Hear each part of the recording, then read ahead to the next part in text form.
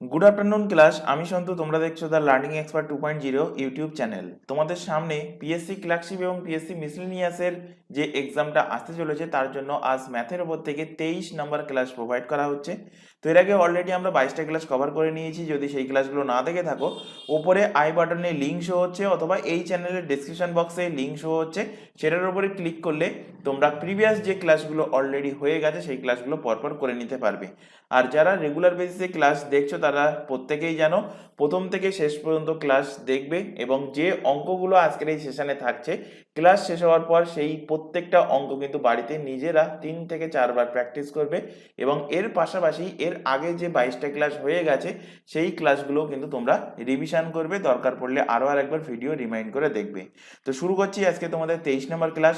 23 নম্বর ম্যাথের ক্লাসে first question দেখো, একটি পাত্রে তরলের মিশ্রণে এ এবং বি তরলের অনুপাত আছে 4:1। বলছে পাত্র থেকে মিশ্রণ তুলে নিয়ে তাতে 10 লিটার বি তরল ঢাললে নতুন মিশ্রণে এ এবং বি এর অনুপাত হয় 2:3। তাহলে মিশ্রণে এ তরলের পরিমাণ কত ছিল, মানে প্রথমে যে মিশ্রণটা ছিল সেই মিশ্রণে এ তরলের পরিমাণ কত ছিল। তো এখানে দেখো বলেছে যে প্রথমে এ এবং বি, A:B এর অনুপাত কত বলা আছে, 4:1। অর্থাৎ আমি ধরে নিতে পারি যে প্রথম পাত্রে 4x পরিমাণ, মানে এ পাত্রে 4x পরিমাণ তরল আছে এবং বি পাত্রে তরল আছে x পরিমাণ। এবার এখানে বলছে দেখো যে পাত্র থেকে মিশ্রণ তুলে নিয়ে, তো পাত্র থেকে মিশ্রণ তুলে নিয়েছে, তাহলে টোটাল কতটা এখানে জল যোগ করছে 10 লিটার। তো 10 লিটার মিশ্রণ নিতে তুলে নিয়েছে, তো 10 লিটার মিশ্রণ যদি এই 4:1 অনুপাতে তুলে নেয় তাহলে এ মিশ্রণ কত পরিমাণ তুলে নিয়েছে সেই তরল সেই মিশ্রণ থেকে, তাহলে এ পরিমাণ মিশ্রণ তোলা হয়েছে 10 × 4/4, 4 যোগ করলে 5, তো 5 আর 10 কাটলে এখানে হচ্ছে 2, তাহলে 4×2 8 লিটার। তাহলে 8 লিটার এ মিশ্রণ উঠে গিয়েছে 10 লিটারের মধ্যে, তাহলে 10 লিটারের মধ্যে 8 লিটার উঠে গেলে তাহলে বি মিশ্রণ থাকবে কত লিটার, 2 লিটার বি মিশ্রণ থাকবে। তাহলে যেহেতু 10 লিটার তুলে নেওয়া হয়েছে, তো এখান থেকে এ মিশ্রণ থেকে 8 লিটার বিয়োগ করে দাও, বি মিশ্রণ থেকে 2 লিটার বিয়োগ করে দাও, কারণ টোটাল 10 লিটার যেটা তুলে নেওয়া হয়েছে সেটা 4:1 অনুপাতে উঠেছে। তো 8 লিটার উঠেছে এ মিশ্রণ, 2 লিটার উঠেছে বি মিশ্রণ। তারপরে বলেছে দেখো সেই যে 10 লিটার তুলে নিয়েছে সেই 10 লিটার আবার বি তরল ঢেলে দিয়েছে। তাহলে 10 লিটার যদি বি তরল ঢেলে দেয় তাহলে বি এর জায়গায় আবার 10 লিটার যোগ করে দেবো, দেওয়ার পর যে অনুপাতটা আসবে সেটা এখানে বলেই দিয়েছে কত, 2:3 অনুপাত আসবে। এবার এখান থেকে কোনাগুনি কাটাকুটি করলে এক্স এর ভ্যালু তোমরা এখান থেকে পেয়ে যাবে। তো এখান থেকে এক্স এর ভ্যালু আগে বার করে নাও। এখানে উপরে হচ্ছে 4x - 8, নিচে হচ্ছে এক্স প্লাস কত, এক্স প্লাস 8 ইকুয়াল টু কত, 2/3। কোনাগুনি গুণ করলে 3 এ 4 এ 12, x minus 3 8 24 equal to 2x plus কত, 8 2 16। তো 12x থেকে 2x বাদ গেলে হবে কত, 10x। 24 আর 16 যোগ করলে হবে কত, 40। তো এখান থেকে x এর ভ্যালু কি পাবে, x এর ভ্যালু পেয়ে যাবে 4। তাহলে x এর ভ্যালু এখান থেকে 4 পেয়ে গেলে জানতে চাইছে কি, জানতে চাইছে মিশ্রণে a তরলের পরিমাণ কত ছিল। তো মিশ্রণে a তরলের পরিমাণ কত ছিল, এখানে দেখো 4x, 4x ধরে নিয়েছিলাম। এই যে এখানে দেখো যে ফার্স্টেই ধরে নিয়েছিলাম এ তরলের পরিমাণ প্রথমে ছিল কত, 4x। তো 4x এর ভ্যালু বার করো, তো 4 × x এর ভ্যালু পেয়েছো 4, তো 4 4 গুণ করলে কত হচ্ছে 16। তো এ তরলের পরিমাণ প্রথমে ছিল কত লিটার, 16 লিটার ছিল। অপশন নাম্বার সি এর কিন্তু সঠিক অ্যান্সার হবে। চলে আসো পরের কোশ্চেন। 4 জন ভাই এর বয়সের গড় বলে দিয়েছে কত, 12 বছর। যদি তাদের মায়ের বয়স তাদের সঙ্গে ধরা হয় তবে বয়সের গড় হয় কত বছর, 5 বছর। তবে তাদের মায়ের বয়স কত।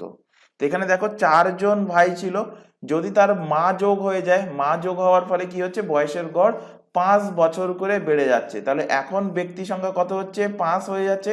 কত বছর করে বেড়ে যাচ্ছে, 5 বছর করে বেড়ে যাচ্ছে, তাই 5 × 5।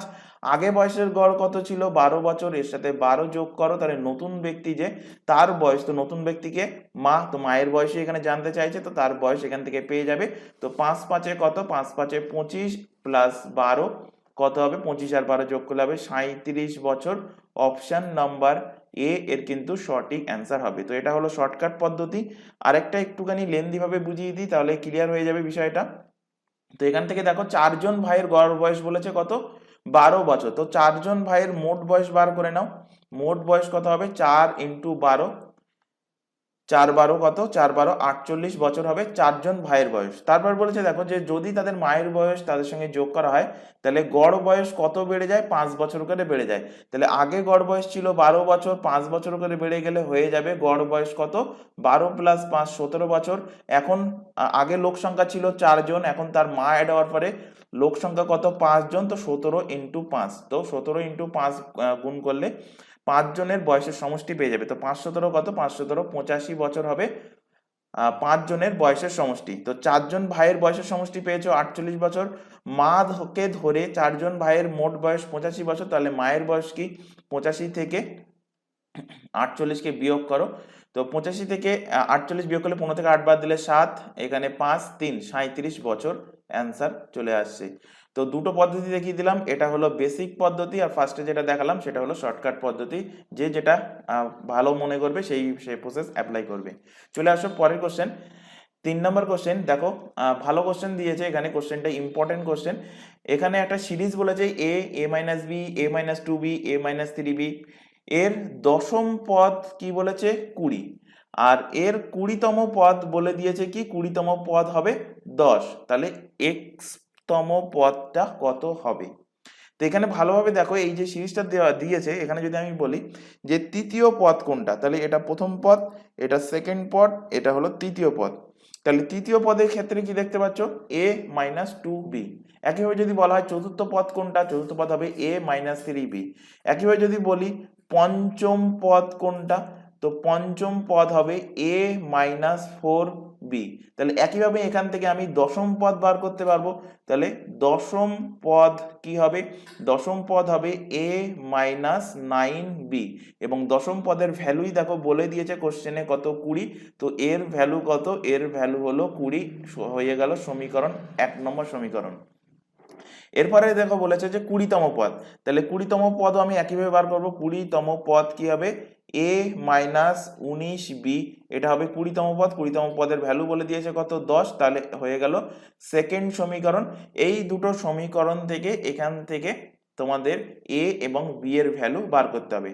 তো এখান থেকে দেখো সমীকরণ থেকে a b এর ভ্যালু বার করছি। এখান থেকে যদি আমি বিয়োগ করি, এখানে মাইনাস আসবে, এখানে প্লাস আসবে, এখানে মাইনাস, তো এ কেটে যাচ্ছে। +19 থেকে -9 বিয়োগ হলে কত হবে, +10b আসছে। 20 থেকে 10 বাদ দিলে হচ্ছে কত, 10, অর্থাৎ b এর ভ্যালু কত পেলে, b এর ভ্যালু 1 পেয়ে গেলে তাহলে এখান থেকে ইজিলি a এর ভ্যালু পেয়ে যাবে। ফার্স্ট সমীকরণ যদি অ্যাপ্লাই করি তাহলে a - 9, b এর জায়গায় ভ্যালু বসিয়ে দিলাম 1 ইকুয়াল টু কত, 20। তাহলে a এর ভ্যালু কত হবে, 20, এদিকে 9 চলে আসলো, 20 + 9 সমান সমান হয়ে যাবে a এর ভ্যালু 29। তাহলে a এর ভ্যালু এবং b এর ভ্যালু এখান থেকে পেয়ে গেছো। এবার এখানে দেখো কোশ্চেনে বলেছে x তম পদ কোনটা হবে। তাহলে যেভাবে পঞ্চম পদ, যেভাবে দশম পদ, যেভাবে 20তম পদ বার করেছি সেইভাবে আমি এখান থেকে x তম পদ আগে বার করে নেবো। তো x তম পদ কি হবে, x তম পদ হবে a - x - 1b হবে কি, x তম পদের ভ্যালু। এবার এখানে দেখো a আর b এর ভ্যালু আমরা পেয়ে গেছি, সেই a আর b এর ভ্যালু এখানে বসিয়ে দেবো, তাহলে x তম পদের মান পেয়ে যাব। তো a এর ভ্যালু কত, a এর ভ্যালু 29 - x - 1, b এর ভ্যালু কত, b এর ভ্যালু 1। তাহলে এখান থেকে দেখো 29 - x, মাইনাস মাইনাসে কি হচ্ছে, প্লাস, তাহলে এখান থেকে পাচ্ছ 30 - x, x তম পদের ভ্যালু কত, 30 - x, যেটা আছে অপশন নাম্বার ডি তে। অপশন নাম্বার ডি এর সঠিক অ্যান্সার হবে। চলে আসো পরের কোশ্চেন, একটি ধনাত্মক সংখ্যার 2/3 অংশ সংখ্যাটির অনন্যকের এত অংশের সমান সংখ্যাটি কত। তো ইজি কোশ্চেন, এখানে বলেছে একটা ধনাত্মক সংখ্যা, তো আমি ধরে নিচ্ছি ধনাত্মক সংখ্যাটা x, x এর 2 এর 3 অংশ, তো গুণ করে দিলাম 2 এর 3 অংশ, সংখ্যাটির অনন্য, তো সংখ্যা ধরেছিলাম কি এক্স, তাহলে এক্স এর অনন্য কি হবে 1/x, তো 1/x এর 25/216 এর সমান। তো এখান থেকে যা বলেছে সেই অনুযায়ী, মানে কোশ্চেন অনুযায়ী আমি এখানে সমীকরণ গঠন করলাম। এবার এখান থেকে এক্স এর ভ্যালু বার করলেই আমরা পেয়ে যাব যে সংখ্যাটি কত।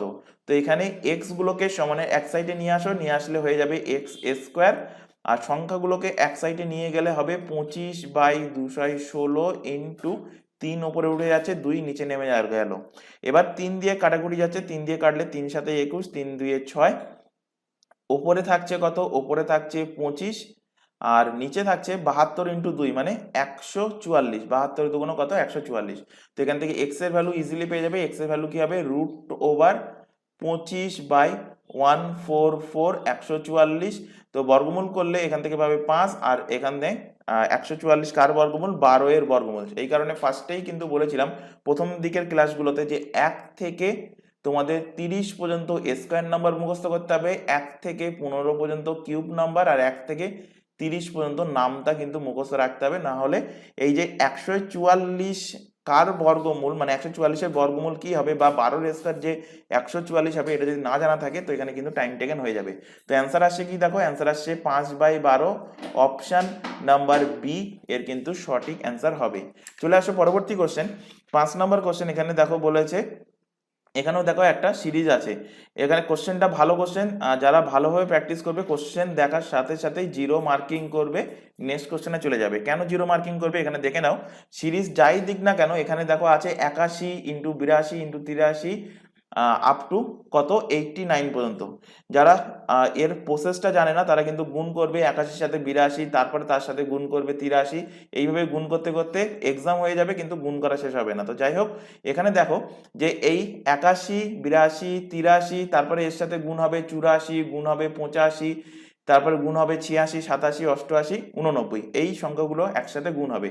তো এখানে বলেছে যে একক ঘরের মানে ইউনিট ডিজিটের অঙ্ক কত হবে। তো যখনই দেখবে কোনো একটা সিরিজ যার ইউনিট ডিজিট, সাপোজ ধরো এখানে 1 into 2 into 3 into 4 into 5 into 6 into 7 into 8 into 9, তো এখানে দেখো ইউনিট ডিজিট, প্রত্যেকটা ইউনিট ডিজিট, তো এখানে যদি গুণ করি তো এর মধ্যে দেখো একটা আছে 5, এই যে আছে 5, আর এখানে আছে দেখো কি 2। তো 5 আর 2 যখনই ইউনিট ডিজিটে থাকবে গুণ করলে 5 দুগুণ কত হচ্ছে 10, মানে ইউনিট ডিজিট সবসময় কিন্তু 0 চলে আসবে। তো এখানে 82 2 বা 84 এখান থেকেও 2 পেয়ে যাব, যাই হোক 82 2 আর 85 ইউনিট ডিজিটে 5, এই 5 আর 2 গুণ করলে কত হচ্ছে 10 এসে যাচ্ছে, অর্থাৎ ইউনিট ডিজিট কিন্তু 0 হবে, অপশন এ এর সঠিক অ্যান্সার হবে। চলে আসো পরের কোশ্চেন। আচ্ছা, এখানে তোমাদের একটা ছোট ইনফরমেশন প্রোভাইড করা আছে। তোমরা এখন যে ক্লাসটা দেখছো সেটা হলো পিএসসি ক্লার্কশিপ এবং পিএসসি মিসেলেনিয়াস স্পেশাল ম্যাথের ক্লাস। এছাড়া যে এক্সামের নামগুলো এখানে অন স্ক্রিনে দেখতে পাচ্ছ, প্রত্যেকটা এক্সামের জন্য এই চ্যানেলে সিলেবাস ওয়াইজ সম্পূর্ণ ফ্রিতে কিন্তু লাইভ ক্লাস প্রোভাইড করা হয়। লাইভ ক্লাস অ্যাটেন্ড না করতে পারলে ক্লাসটা থেকে যায় রেকর্ডেড ফরম্যাটে, সুতরাং পরবর্তীতেও ক্লাসগুলো দেখে নিতে পারবে। আর এই প্রত্যেকটা এক্সামের জন্য আমাদের কিন্তু আলাদা আলাদা হোয়াটসঅ্যাপ ব্যাচ ওপেন করা আছে। হোয়াটসঅ্যাপ ব্যাচে যুক্ত হওয়ার একটাই বেনিফিট যে কখন কোন ক্লাস থাকছে, ক্লাসের লিঙ্কগুলো প্রোভাইড করা, এক্সাম ওরিয়েন্টেড সমস্ত রকম গুরুত্বপূর্ণ ইনফরমেশন প্রোভাইড করা হয় হোয়াটসঅ্যাপ ব্যাচে। তো হোয়াটসঅ্যাপ ব্যাচে যুক্ত হওয়ার জন্য নিচে যে হোয়াটসঅ্যাপ নাম্বারটা তোমরা দেখতে পাচ্ছ 9933434203, এই নাম্বারে আমাদেরকে ইনফর্ম করো, তাহলে তোমাদের রিকোয়ারমেন্ট অনুযায়ী নির্দিষ্ট ব্যাচে অ্যাড করে নেওয়া হবে এবং সেখান থেকে তোমাদের প্রপার গাইড করা হবে। এছাড়া এখানে আরও আরেকটি ইনফরমেশন দেওয়া আছে, তোমরা এখন যে চ্যানেলে ক্লাসটা দেখছো তার নাম দ্য লার্নিং এক্সপার্ট 2.0। এই চ্যানেলেই প্রত্যেকটা এক্সামের জন্য তোমরা জিকে জিএস এর ক্লাস পাবে, ইংলিশের ক্লাস পেয়ে যাবে, রিজনিং এর ক্লাস পাবে এবং কারেন্ট অ্যাফেয়ার্স এর ক্লাস সম্পূর্ণ ফ্রিতে পেয়ে যাবে এই চ্যানেল থেকে। এবং এর পাশাপাশি পিএসসি ক্লার্কশিপ এবং পিএসসি মিসেলেনিয়াসের জন্য ম্যাথের টার্গেট ব্যাচ যেটা, সেটা কিন্তু তোমাদের এই চ্যানেলে চলছে। এই দুটো এক্সাম বাদ দিয়ে বাকি সমস্ত এক্সামের জন্য ম্যাথের ক্লাস আমাদের প্রোভাইড করা হচ্ছে আমাদের একটা নতুন চ্যানেলের নামটা ভালোভাবে দেখে নাও, ম্যাথস বাই সন্তু স্যার। এই চ্যানেলের ডেসক্রিপশন বক্সে, মানে এই ক্লাসের ডেসক্রিপশন বক্সে এই ম্যাথ বাই সন্তু স্যার এই চ্যানেলের লিঙ্ক প্রোভাইড করা থাকবে। যেহেতু নতুন চ্যানেল, লিঙ্কটা ক্লিক করে সরাসরি চ্যানেলে চলে যাবে এবং চ্যানেলটাকে সাবস্ক্রাইব করে রাখবে এবং পাশাপাশি এই চ্যানেলটাকেও সাবস্ক্রাইব করে রাখবে এবং রেগুলার বেসিসে চ্যানেল দুটো থেকে তোমাদের রিকোয়ারমেন্ট অনুযায়ী ক্লাসগুলো করতে থাকবে। চলে আসো পরবর্তী কোশ্চেন, সরলতম মান নির্ণয় করো। দেখতে সরল কিন্তু একটু জটিল আছে, মাথা খাটাতে হবে, একটু ইজি কোশ্চেন। তো এখানে একটা সূত্রের ওপর আছে, সূত্র আমরা পড়ে এসেছি ছোটবেলায়, a cube plus b cube plus c cube minus 3abc equal to 0 যদি a plus b plus c equal to 0 হয়। তো এই লজিকের ওপরেই কিন্তু এই কোশ্চেনটা। তো এখানে দেখো, এখানে আগে লজিকটা আমি লিখে নিই, a cube plus b cube plus c cube minus 3abc equal to 0 তখনই হবে যদি a plus b plus c এর ভ্যালু 0 হয়। তো এখান থেকে আমি চেক করে দেখব, এটাকে যদি আমি a ধরি, এটাকে যদি আমি b ধরি এবং এটাকে যদি আমি c ধরি, a plus b plus c সমান 0 আসছে কিনা। তো এখানে দেখো a ধরেছি 0.111 প্লাস বি ধরেছি 0.222 আর সিতে আছে দেখো যে মাইনাস, এই চিহ্নটা খেয়াল রাখবে, মাইনাস আছে, মাইনাস 0.333। এই তিনটেকে যোগ করলে আমরা এখান থেকে 0 পাচ্ছি, অর্থাৎ a plus b plus c equal to 0 এটা স্যাটিসফাই করছে। এটা স্যাটিসফাই করলে তখন আমরা বলতে পারি যে a cube plus b cube plus c cube minus 3abc এর ভ্যালু কি হবে, এর ভ্যালু হবে 0।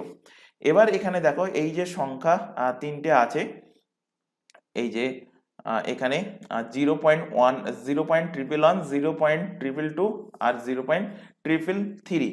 তো এগুলোকে যদি আমি সূত্রের আকারে লিখি, তো এখানে দেখো 0.11 এর হোল কিউব প্লাস 0.222 এর হোল কিউব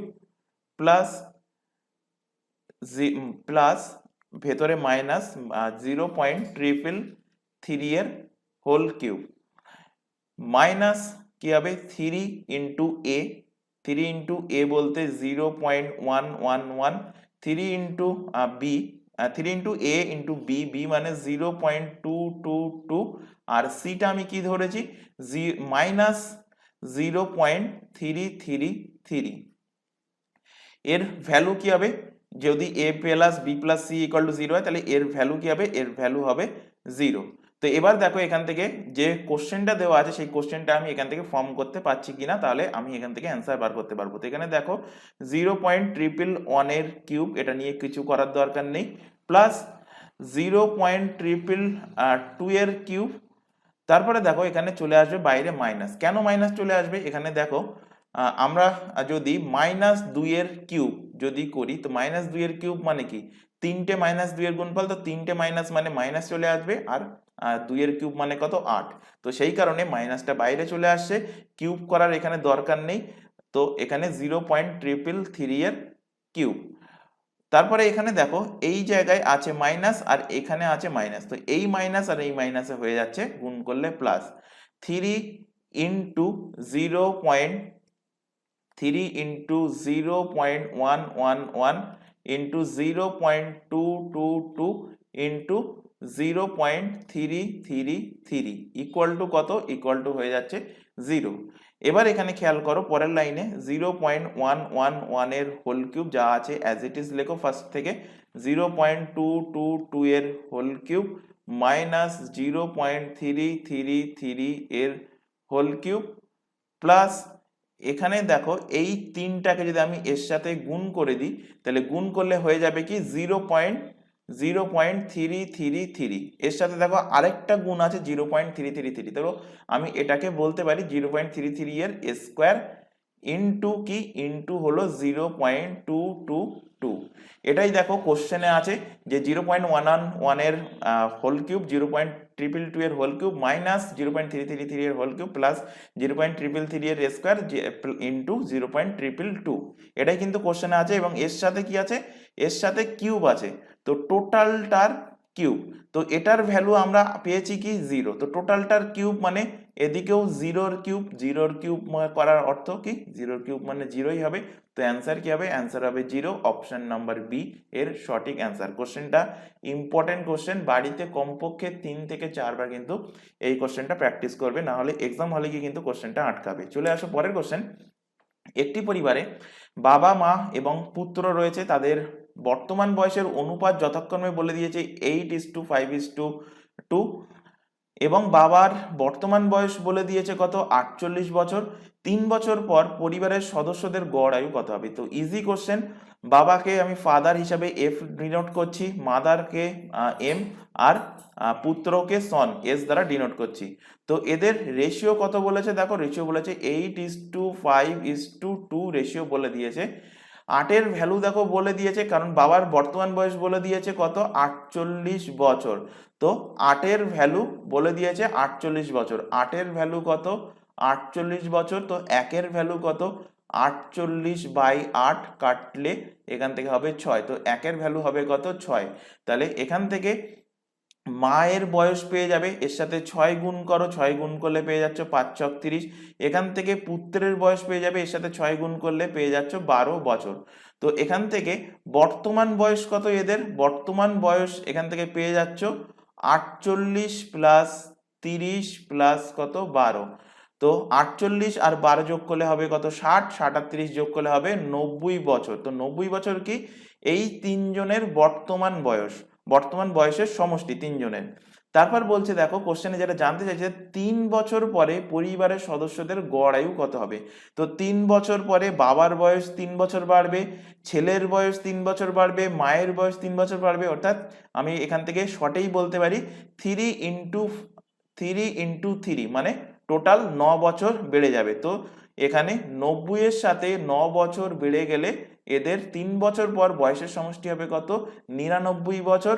তারপর বলেছে বয়সের গড় কত 3 বছর পরে। তো 99-কে 3 দিয়ে ভাগ করো, ভাগ করলে পেয়ে যাচ্ছ 33 বছর। তো অ্যান্সার কি হবে? অ্যান্সার হবে 33 বছর। অপশন নাম্বার সি এর কিন্তু সঠিক অ্যান্সার হবে। চলে আসো পরের কোশ্চেন। যদি প্রত্যেক 10 বছর পর মূলধনের সঙ্গে সুদ একসঙ্গে করা হয়, বার্ষিক 5% সরল সুদের হারে 50,000 টাকা কত সময়ে দ্বিগুণ হবে? তো এই কোশ্চেনটাও ভালো কোশ্চেন। তো বেসিক ভাবেই বোঝাচ্ছি, বেসিকে যদি বোঝো তাহলে কিন্তু এক্সামে সলভ করতে পারবে। তো এখানে দেখে নাও এই একটাই সূত্র সরল সুদের, interest equal to I equal to PTR/100। এই সূত্রেই কিন্তু অঙ্কটা সলভ হবে। তো এখানে দেখো ফার্স্টে 10 বছরে সুদ কত হচ্ছে 50,000 টাকা, সেটা বার করে নাও। তো ইন্টারেস্ট ইকুয়াল টু 50,000 টাকা, এখানে লেখো কত বছর 10 বছর, কত পার্সেন্ট সরল সুদ 5% সরল সুদ, বাই কত বাই হলো 100। তো 0 0 এখান থেকে কেটে গেল। তাহলে ইন্টারেস্ট কত হচ্ছে? ইন্টারেস্ট হচ্ছে 5×5 = 25,000 টাকা, সুদ হচ্ছে 10 বছর পরে 50,000 টাকায়। এবং কি করছে 10 বছর পরে যে সুদটা হচ্ছে সেই সুদটা আবার মূলধনের সাথে অ্যাড করে দিচ্ছে। তাহলে 10 বছর পরে যদি মূলধনের সাথে সুদটাকে অ্যাড করে দেয়, তাহলে এখন মূলধন কত? তাহলে 50,000 টাকা সেই ইনভেস্ট করেছিল, 10 বছর পরে 25,000 টাকা যদি তার সুদ হয়, তাহলে এখন মূলধন হয়ে যাবে কত 75,000 টাকা মূলধন হয়ে যাবে। কারণ যে ইন্টারেস্টটা হচ্ছে সেই ইন্টারেস্টটাকে আবার কিন্তু সে ইনভেস্ট করছে। তো এবার দেখো, এবার এখান থেকে ইন্টারেস্ট কত ছিল? ইন্টারেস্ট ছিল এখান থেকে ইন্টারেস্ট আমি এখান থেকে বলে বোঝাই। এখানে দেখো বলেছে অ্যাকচুয়ালি যে দ্বিগুণ হতে হবে, যে কত সময়ে টাকাটা এই 50,000 টাকা দ্বিগুণ হবে, মানে 1 লাখ টাকায় কনভার্ট হবে। তো এখানে দেখো 10 বছর পরে অলরেডি কিন্তু 75,000 টাকা হয়ে গেছে। তাহলে কত টাকা ঘাটতি আছে? 1 লাখ টাকা থেকে 1 লাখ টাকা থেকে এই 75,000 টাকে বিয়োগ করো। তো 75,000কে বিয়োগ করলে হয়ে যাচ্ছে কত 25,000 টাকা। তো এই 25,000 টাকাটা কোথা থেকে আসবে? এই 10 বছর পরে যে 75,000 টাকা হলো, এই 75,000 টাকার যে সুদ হবে সেই সুদটাই হতে হবে 25,000 টাকা। তাহলেই টোটাল টাকাটা কিন্তু দ্বিগুণ হবে। তো ইন্টারেস্টের এখানে বসাও কত, ইন্টারেস্টের এখানে বসাও 25,000 টাকা। আসল এখন কত? আসল এখন 75,000 টাকা। টাইম এখন তোমার বার করতে হবে, তো এখানে টি লেখো। ইন্টারেস্ট ওই একই 5% আর, তো 5% বসাও বাই কত 100। তো 0 0 এখান থেকে কাটলো। এবার এখানে কাটাকুটি করো, কাটাকুটি করলে এই 0 এখান থেকে কাটলো, এখানে 25 দিয়ে কাটলে 3 × 25 = 75, 25 দিয়ে কাটলে এখানে হচ্ছে কত 100, 5 দিয়ে কাটো, 5 দিয়ে কাটলে হচ্ছে 5 20 100, অর্থাৎ টি এর ভ্যালু কত পাচ্ছ, টি এর ভ্যালু পাচ্ছ 20/3, মানে 6×2 তাহলে এখান থেকে কত পেলে 6×2 বছর। এবার এখানে বলছে দেখো এই যে 50,000 টাকাটা সে ইনভেস্ট করেছিল কত সময় পর, কত দিন পর, মানে কত বছর পর সেটা দ্বিগুণ হবে। তো প্রথমে তো 10 বছরের জন্য ধরেছিলাম, তো 10 বছরে টাকা এক্সট্রা হয়েছিল কত, মানে সুদ হয়েছিল 25,000 টাকা, মানে 10 বছর পরে টাকাটা হয়েছিল 75,000 টাকা, তখনও কিন্তু দ্বিগুণ হয়নি। তারপর আবার সেই 10 বছর পরে এর কন্ডিশন কি, যে টাকাটা হয় সুদ হিসাবে সেই সুদটা আবার আসল হিসেবে গণ্য হয়, এবং আসল হিসেবে আবার এখান থেকে আমি টাইম বের করেছি, তো এখানে টাইম পেয়েছি কত, 6.2 বছর। তো আগে 10 বছর ইনভেস্ট হয়েছিল, তারপরে 6.2 বছর ইনভেস্ট হলো, তো 10 + 6.2 বছর যোগ করলে পেয়ে যাবে 16.2 বছর পর টাকাটা কিন্তু দ্বিগুণ হয়েছে। আছে দেখো কোন অপশানে, অপশান এতে আছে, অপশান এ এর কিন্তু সঠিক অ্যান্সার হবে।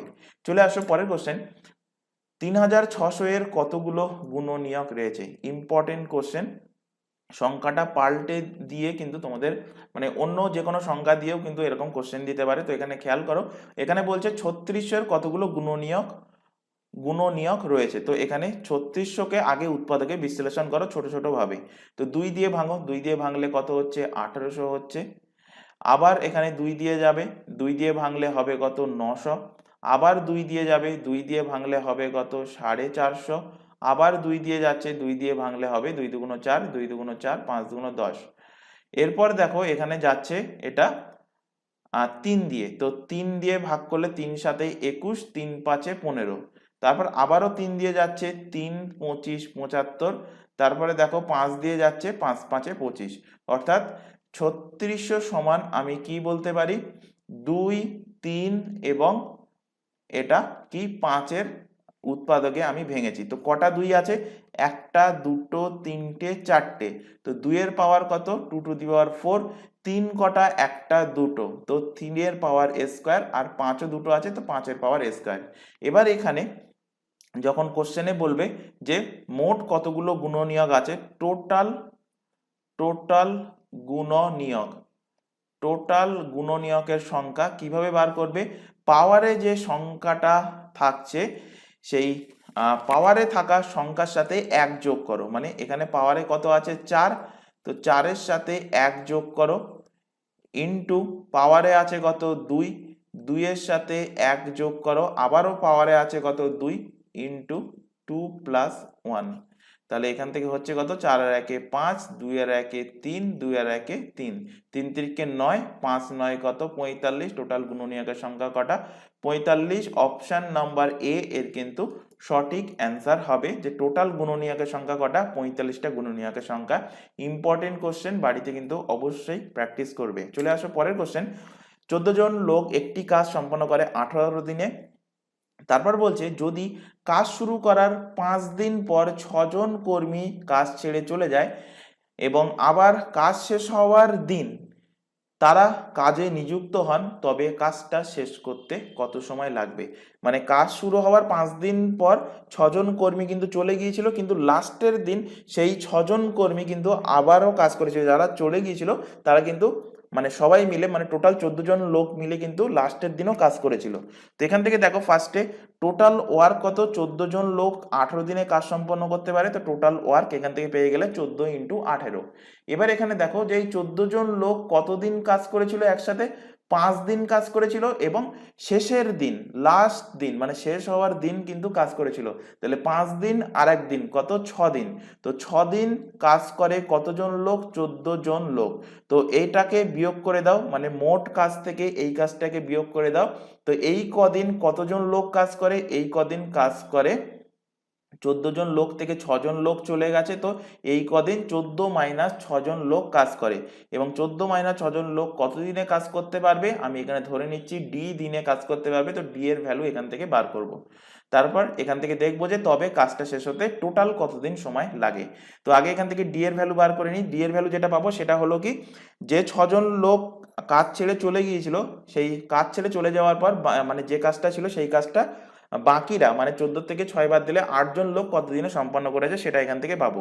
তো এখান থেকে দেখো এখানে 14 কমন নাও, 14 কমন নিলে 18 মাইনাস 6 হচ্ছে, এখানে 14 থেকে 6 বাদ দিলে 8 ইন্টু 2, তো এখান থেকে পাচ্ছ 14 ইন্টু কত 12, 18 থেকে 6 বাদ দিলে 12, 8 ইন্টু কত ডি, তো এখানে 4 দিয়ে কাটলে 4 দিয়ে 8, 4 দিয়ে কাটলে 3 এ 4 এ 12, 2 দিয়ে কাটলে এখান থেকে হবে কত 7 দিয়ে 14, ডি এর ভ্যালু কত হবে 3 7 21, অর্থাৎ এখানে ডি এর ভ্যালু কি পেয়ে গেলে 21, তো 21 মেরে চলে আসবে, ম্যাক্সিমাম ক্যান্ডিডেট অ্যান্সার হয়ে যাবে ভুল।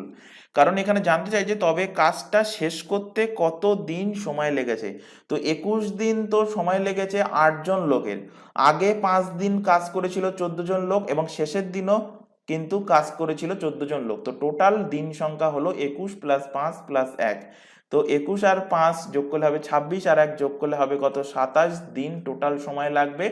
অপশন নাম্বার ডি এর কিন্তু সঠিক অ্যান্সার হবে। চলে আসো পরবর্তী কোশ্চেন, যদি প্লাস মানে মাইনাস, আচ্ছা এটা ইজি কোশ্চেন, এটা অনেকটা তোমাদের জিআই লেভেলের কোশ্চেন, এখানে সরল করতে হবে। 42, তো মাইনাসের ভ্যালু কি বলে দিয়েছে প্লাস, তো এখানে বসাও প্লাস, যা যা যা বলেছে সাইন সেই অনুযায়ী এখানে বসাবে, তবে লাস্টে সরল করতে হবে। তারপরে এখানে দেখো বলেছে গুণের, গুণের অর্থ কি ভাগ বলেছে, এখানে বসাও ভাগ 3, তারপর প্লাসের অর্থ বলেছে কি মাইনাস, তো মাইনাস 8, ভাগের অর্থ বলেছে গুণ, তো গুণ এখানে 2, প্লাসের অর্থ বলেছে কি মাইনাস, তো এখানে মাইনাস কত 15 বাই, তারপর এখানে 8, 8 এর 8 ইন্টু, তো ইন্টুর অর্থ কি মানে গুণের অর্থ হলো ভাগ, এখানে 2, তারপর মাইনাসের অর্থ হলো প্লাস, এখানে প্লাস 4, প্লাসের অর্থ এখানে বলে দিয়েছে মাইনাস, তো মাইনাস 9, ভাগের অর্থ বলে দিয়েছে গুণ, তো গুণ এখানে 3, তো এখান থেকে সরল করো, এখানে 42 প্লাস এখানে ভাগ হবে ফার্স্টে 3 এ 4 এ কত 12, তো এখানে আসলো 4, মাইনাস 8 2 এ কত 16, মাইনাস কত 15 15, নিচে আসছে, নিচে ভাগ করলে হবে 4 প্লাস 4 মাইনাস 3 9 কত 27, ইকুয়াল টু কত হচ্ছে 42 আর 4 যোগ করলে হবে কত 46, তার থেকে বিয়োগ হবে কত 16 আর 15 যোগ করলে মাইনাস 31, আর নিচে হচ্ছে 4 4 8 মাইনাস কত 27, তো এখান থেকে বিয়োগ করলে 9 আর 6 কত 15, আর নিচে কিন্তু মাইনাস চলে আসছে, এখানে 27 থেকে 8 বাদ দিলে হবে কত 19, তো মাইনাস 15/19 অপশন বি তে আছে, অপশন বি এর সঠিক অ্যান্সার। চলে আসো পরের কোশ্চেন, একটি ভগ্নাংশ টাইপ করতে গিয়ে ভুলবশত ভগ্নাংশটির অনন্য টাইপ হয়ে যায়, ফলে সেটি 175/4% কমে যায়, তবে সঠিক ভগ্নাংশটি কত। তো ফার্স্টে এই 175/4% এটাকে তোমরা দশমিকে কনভার্ট করো, দশমিকে কনভার্ট করলে হবে 4 এ 4 এ 16, 1 থাকছে মানে 15, 3 এ 4 এ 12, 12 মানে 3 থাকছে, 4 সাথে 28, 2 থাকছে, 4 5 এ 20, মানে 43.75% কি হচ্ছে কমে যাচ্ছে। তো ফার্স্টে ধরে নিই মূল ভগ্নাংশ ছিল x/y, এই মূল ভগ্নাংশের মূল ভগ্নাংশ, আচ্ছা এখানে বলেছে দেখো যে ভগ্নাংশ টাইপ করতে গিয়ে ভুলবশত ভগ্নাংশটির অনন্য টাইপ হয়ে গেছে, তো ভগ্নাংশের এই মূল ভগ্নাংশ x/y, তাহলে এর অনন্য কি হবে, এর অনন্য হবে y/x, তো y/x টাইপ হয়ে যায়, তো y/x টাইপ হয়ে যাওয়ার ফলে কি হয় মূল ভগ্নাংশের কিন্তু 175/4% মানে 43.75% কমে যায়, তো 43.75% যদি কমে যায় তাহলে x/y এর কত পার্সেন্ট হলো y/x, তো 100 থেকে বিয়োগ করে দাও, তো 100 থেকে 43.75% বিয়োগ করলে এখান থেকে পাবে কত, পাবে এখান থেকে 25, আর এখান থেকে পাচ্ছ কত, এখান থেকে পাচ্ছ 56, তো 56.25% মানে মূল ভগ্নাংশের 56.25% এর ভ্যালুই কি হবে, ভ্যালু হবে y/x, তো এখানে পার্সেন্টেজ এখানে লিখে দিলাম, ইকুয়াল টু করে দিলাম, এবার এখান থেকে x/y এর ভ্যালু তোমাদের বার করতে হবে। তো এখান থেকে দেখো কোনাকুনি গুণ করলে x/y, x এর স্কোয়ার y এর স্কোয়ার ইকুয়াল টু কি হচ্ছে 100/56.25, পয়েন্ট এখান থেকে উঠে গেল, উঠে গিয়ে ওপরে 100 চলে আসলো, এবার এখানে জাস্ট কি করতে হবে, জাস্ট বর্গমূল করতে হবে। তো এবার এখানে দেখো যে এই তোমাদের বর্গ করা বা বর্গমূল করা যখন শিখিয়েছিলাম সেখানে পড়িয়েছিলাম যে 35-এর স্কোয়ার, 35-এর স্কোয়ার বার করতে গেলে সহজে কি 5 লাস্টে আছে, 5 5 25, 3-এর পরবর্তী সংখ্যা কত 4, তো 3 4 গুণ করলে হবে 12, 3 4 12, তো 1225 হলো 35-এর স্কোয়ার। তো একইভাবে 56 25 কার স্কোয়ার হবে? 56 25 56 25 কার স্কোয়ার হবে? তো 25-এর জন্য লাস্টে 5 আর 7 ইন্টু 8 মানে 27টা 56, মানে 75-এর স্কোয়ার হবে কি 56 25 মানে 5625। তো ওপরে হচ্ছে কত 100 ইন্টু 100 আর নিচে 56 25 মানে 5625কে আমি লিখতে পারি 75-এর স্কোয়ার মানে 75 ইন্টু 75। এবার বর্গমূল যদি এখানে করি তো বর্গমূল করলে হয়ে যাবে এক্স বাই ওয়াই এর ভ্যালু পেয়ে যাব। এক্স বাই ওয়াই এর ভ্যালু হবে কত 100/75 বর্গমূল করার পরে এখান থেকে 25 দিয়ে কাটলে 4 2500, 25 দিয়ে কাটলে 3 25 75, অর্থাৎ এক্স বাই ওয়াই এর ভ্যালু পেলাম কত 4-এর 3, অপশন বি এর সঠিক অ্যান্সার হবে। চলে আসো পরবর্তী কোশ্চেন। 460 491 553কে বৃহত্তম কোন সংখ্যা দিয়ে ভাগ করলে প্রতি ক্ষেত্রে 26 ভাগশেষ থাকবে? Important question. কোশ্চেনের ডাটা হয়তো আলাদা থাকবে কিন্তু সেম ল্যাঙ্গুয়েজ থাকবে, এবং এই ল্যাঙ্গুয়েজে কোশ্চেন থাকলে ফার্স্টে কি করতে হবে, যে সংখ্যাগুলো দিয়েছে যত ভাগশেষ থাকবে বলেছে প্রতি ক্ষেত্রে সেটা বিয়োগ করে নাও। অর্থাৎ 460-এর থেকে বিয়োগ করো 26, 26 বিয়োগ করলে পাবে 434। তারপর সংখ্যা আছে কত 491, এর থেকেও 26 বিয়োগ করো, 26 বিয়োগ করলে 11 থেকে 6 বাদ গেলে 5, হাতে 1 3 মানে 6, 465 হবে। আর লাস্টে আছে সংখ্যা কত 553, 553, তো এর থেকেও 26 বিয়োগ করো, 26 বিয়োগ করলে পাচ্ছ 13 থেকে 6 বাদ দিলে 7, এখানে 3 2 527। এবার এই যে সংখ্যাগুলো পেলে 434, 465 আর 527, এগুলোর এখান থেকে গসাগু বার করো। তো গসাগু বার করার ক্ষেত্রে এখানে তোমাদের হেল্প যেটা হবে, হেল্প করবে তোমাদের অপশান, মানে অপশান টেস্ট করবে অবশ্যই, কারণ এই সংখ্যাগুলো কিন্তু 2 3 4 বা 5 এইভাবে কিন্তু প্রত্যেকটার মধ্যে কমন ফ্যাক্টর যাবে না, মানে গসাগু করতে পারবে না। তো এখানে তোমাদের হেল্প করবে কি, হেল্প করবে অপশানগুলো। তো অপশানের দিকে খেয়াল করো, 27 দিয়ে দেখবে ফার্স্টে ভাগ করতে পারছো কিনা প্রত্যেকটা সংখ্যা, যেহেতু গসাগু মানে প্রত্যেকটা সংখ্যাকেই একই নাম্বার দিয়ে ভাগ করতে হবে। তো 27 দিয়ে কিন্তু যাবে না, 35 দিয়ে যাবে না, 33 দিয়েও যাবে না, যাবে যেটা সেটা হলো 31 দিয়ে।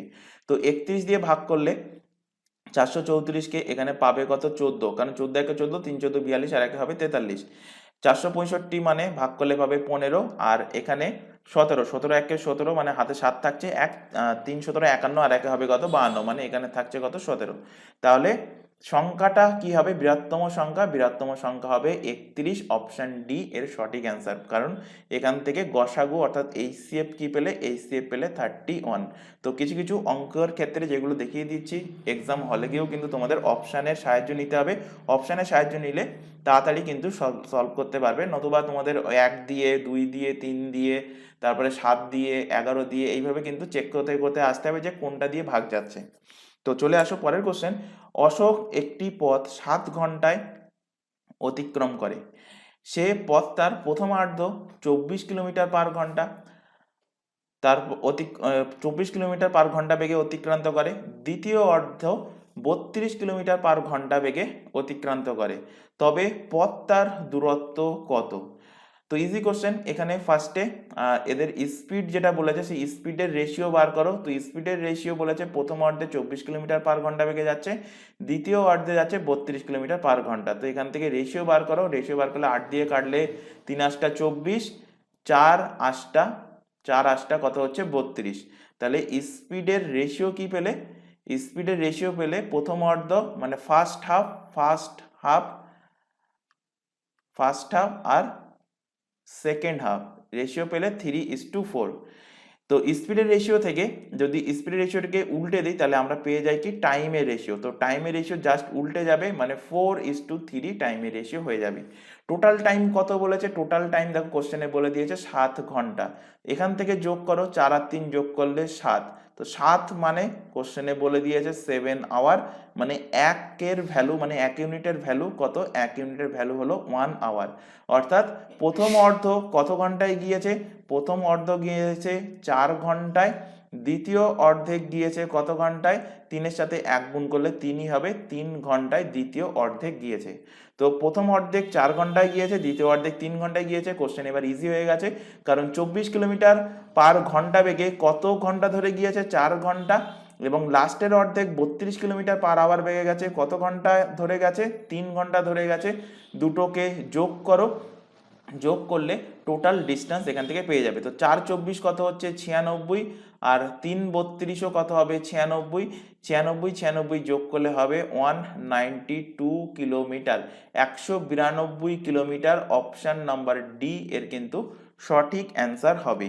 চলে আসো পরের কোশ্চেন এবং আজকের ক্লাসের তোমাদের লাস্ট কোশ্চেন। এখানে বলেছে একটা দ্রব্যের, এই টাইপের কোশ্চেন কিন্তু অলরেডি তোমাদের পড়ানো হয়েছে এবং ইজি কোশ্চেন এবং ইম্পর্টেন্ট কোশ্চেন বলতে পারো, এই টাইপের কোশ্চেন কিন্তু তোমাদের এক্সামে থাকবে।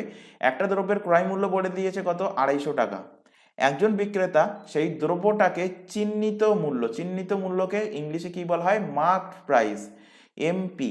তো মার্ক প্রাইসের ওপর 36% ছাড় দিয়ে বিক্রয় করার পরেও 20% সে লাভ থাকছে, তবে দ্রব্যটার মার্ক প্রাইস কত ছিল, মানে চিহ্নিত মূল্য কত ছিল।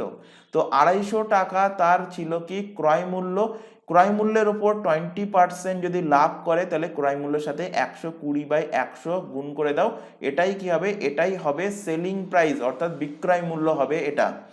আবার মার্ক প্রাইস আমি ধরে নিলাম এমপি, মার্ক প্রাইস থেকে আমি যদি 36% ছাড় দিই, তাহলে 100 থেকে 36% ছাড় দিলে আমি কত পার্সেন্টে বিক্রি করেছি, 64%। তো মার্ক প্রাইসের 64% যেটা পাচ্ছি, এটাও কি, এটাও কিন্তু বিক্রয় মূল্য, সেলিং প্রাইস। তো দুটো বিক্রয় মূল্যকে আমি সমান করে দিই, সমান করে দিলে এখান থেকে পেয়ে যাব আমি মার্ক প্রাইসের ভ্যালু। তো নিচের 100 কেটে গেল, এখান থেকে দেখো, এখান থেকে 8 দিয়ে কাটো, 8 দিয়ে কাটলে 8 8 64, 8 দিয়ে কাটো, এখানে 8 কে 8, 5 40।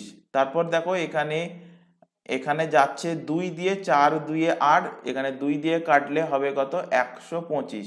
তাহলে এমপি মার্ক প্রাইস সমান কত হচ্ছে, মার্ক প্রাইস সমান হচ্ছে 125 × 5/4, তো সরি 125 × 15/4।